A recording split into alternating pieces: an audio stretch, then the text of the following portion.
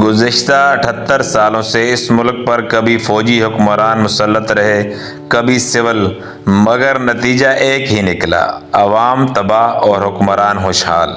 سیلاب آتے ہیں، گاؤں اجڑ جاتے ہیں، معصوم بچے اور عورتیں کھلے آسمان کے نیچے سسکتے رہتے ہیں، لیکن حکمران صرف بیانات دیتے ہیں، فوٹو سیشن کرتے ہیں، پھر اپنی ایئر کنڈیشن گاڑیوں میں بیٹھتے ہیں اور نکل جاتے ہیں۔ یہ بارشیں صرف قدرتی آفت نہیں ہیں، یہ ہماری حکومتی آفات کا نتیجہ ہیں۔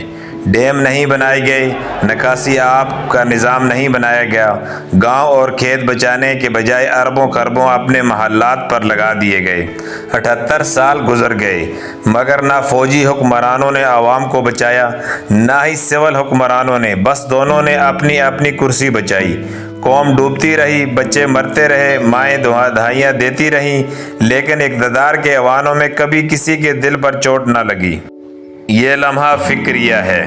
کیا یہ ملک صرف حکمرانوں کی عیاشی کے لیے بنایا تھا؟ کیا غریب عوام کی زندگی کی کوئی قیمت نہیں؟ آخر کب تک یہ قوم اپنی جان اور مال قربان کرتی رہے گی اور حکمران صرف کرسیوں پر کھیلتے رہیں گے؟ یہ سیلاب صرف پانی کا نہیں، یہ سیلاب عوام کے آنسوؤں کا ہے، جنہیں 78 سال سے مسلسل دھوکہ دیا گیا۔ خوف کے پردے ہٹا، سچ کی صدا لگا، اے میری قوم جاگ، اب وقت آ گیا ہے۔